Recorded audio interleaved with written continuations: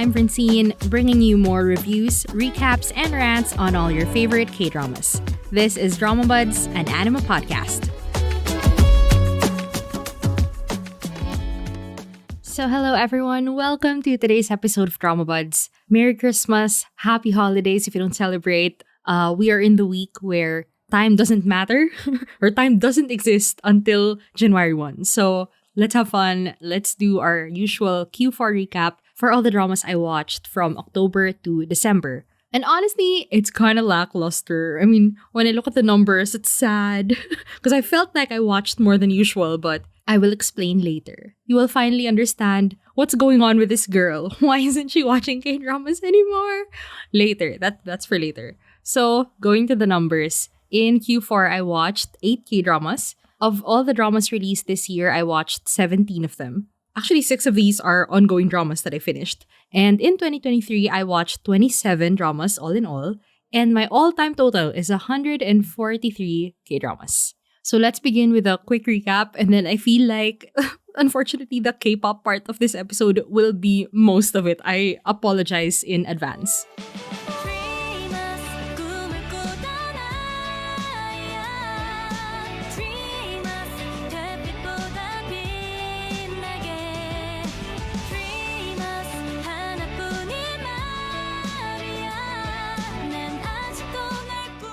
Okay, so I reviewed The Guest and Save Me for the special Halloween episodes last October. So if you want to hear my full thoughts on both of those dramas, they each have their own episode. And I did not finish any completed dramas since then. Like, I know I started the watch challenge, but unfortunately, things happened, life got busy, and yeah, I couldn't start anything or finish anything. I mean, the list is still there, and at any point, I'll start watching something, but you'll understand later. Anyway, so here are the ongoing dramas that I finished. I watched Daily Dose of Sunshine. I released first impressions of the first half of that. And honestly, I think everything I said pretty much held up. Like, there was a bit of a lull, like right after the midway point. Yeah, my enjoyment of it kind of went down a little bit because it wasn't about individual different cases anymore of patients, but it was about Najong's personal struggle with the patient that she lost. So yeah, the rhythm of the show that I enjoyed the most kind of changed after my first impressions. But I still felt like it was important to show that side of Dajong, of our protagonist, that when something tragic happens to even the most bright and cheery and mentally strong person,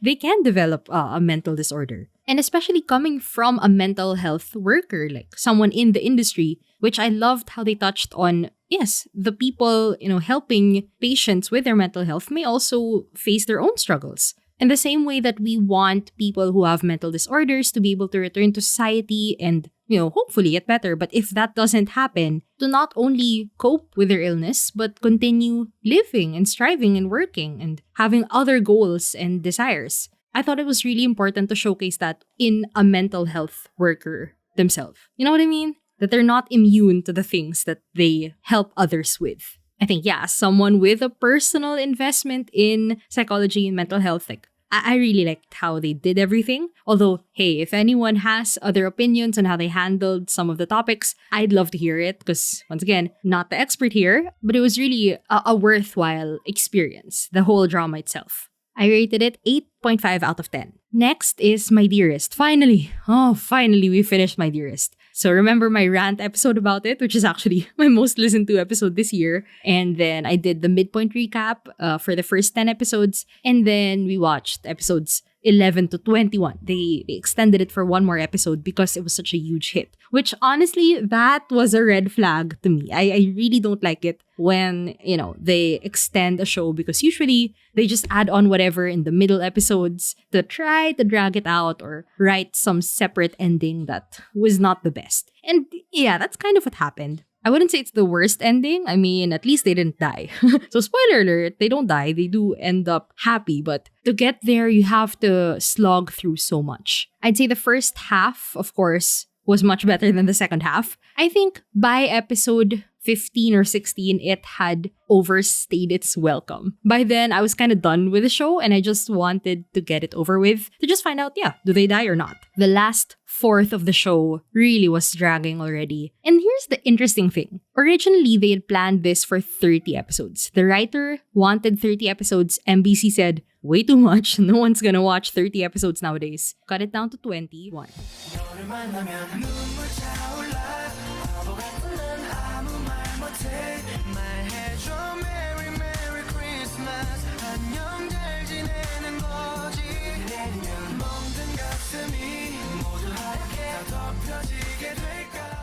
Okay, here we go. This is the main event. If you're waiting for my usual other media segment where I have, insights on the things I've watched, there's no other media, okay? There's only K-pop. So if you're not a K-pop fan, you don't want to hear me talk about EXO and RIIZE, you can just skip to the final thoughts, okay? This is a one-time thing. I swear to you, the K-pop talk, one time. Only this time, I swear. But I have to. You have to understand that this was my Q4, okay? It was RIIZE. It's not that I've been hiding this side of me for the past 3 years that I've been talking on here. It's just that I haven't gotten back into K-pop. I haven't had like a group to seriously stan. I've been a casual for so long. Actually, my longest stand group is EXO. I mean, Sarang Haja truly is life, okay? And so if you have not been living under a rock, EXO's back, baby. In the most organic hit of the past decade, First Snow has achieved like 17 real-time all kills in all of the charts in Korea. It has a viral dance challenge that everyone's doing. So First Snow was their song from their 2013 winter album. And I mean, it always trended every year whenever it would snow, but it never blew up the way it did now. And then you're gonna see other dance challenges of other EXO songs from, the early 2010s. And it's like, what's happening? Why is there an EXO renaissance? It's because their music is good, guys. I know this is a common phenomenon. That like, as an EXO stan, you don't listen to them for a few months and then one day you decide, you know what? I kind of miss EXO. I should listen to their stuff again. And then the more you listen, the more you realize, damn, that's why I was in the Sarang Haja lifestyle. Because the music was so good. And my history with EXO is that during debut, I was an anti.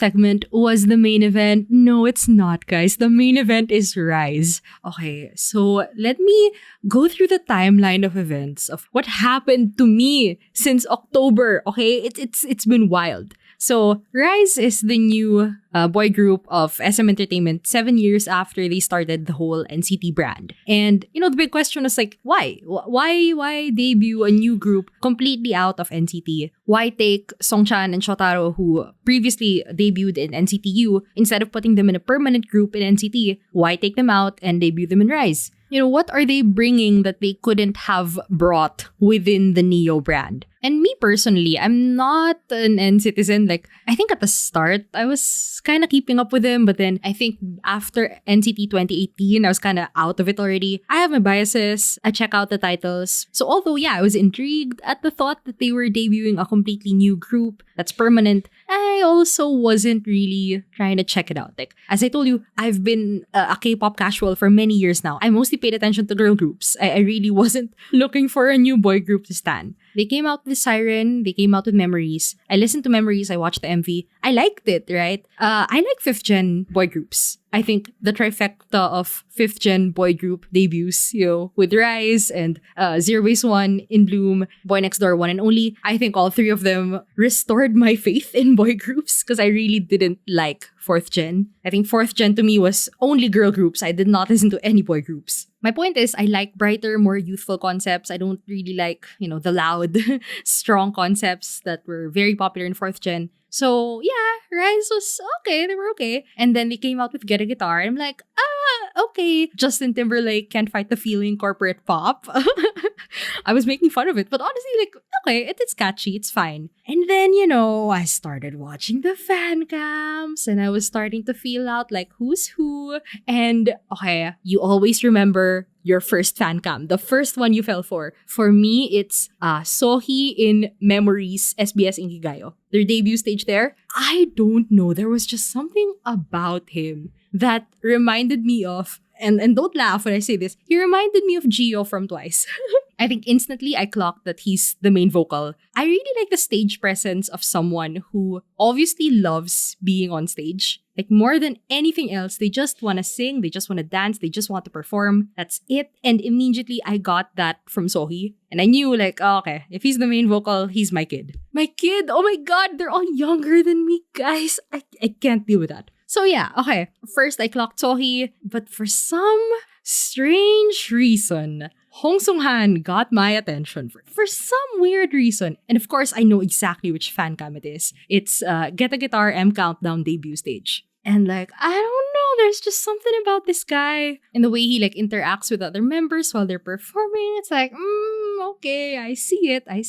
And then the turning point, I have the exact date, October 8th, the day that they released the recording behind the scenes of Memories. And when I heard their raw vocals, I just like, I couldn't shut up about them. Like on my K-drama account, I couldn't shut up about them. And at that point, I knew, oh no, they got me again. Nagpabudol na naman ako sa SM. I allowed myself to fall for yet another SM group, knowing that they are as blessed as they are cursed. And by God, I did not know how cursed it was going to be. Because I started out Sohee biased, and then Sunghan was like a close second. Like I was repressing it, man. But eventually, he just shot up right there, right beside Sohee. I like everyone. As I was watching the documentary, they just have really good group chemistry. And I don't know how to explain that. And I know, K-pop groups, they sell the image that they're all best friends or whatever. But I think you can tell when it's fake. And I think you can tell when a bunch of people actually get along. And we're kind of, in the latter, not the former. They are perfect as 7. It's a perfect 7-member group. And although they're doing their very best as 6 members right now, we know what they look like and how they perform as 7. And we know that that is what they're meant to be. I was really hesitating on like talking about this directly, but we're here anyway. So if you didn't know, Sunghan was put on indefinite hiatus because of a series of like privacy leaks from his old Instagram.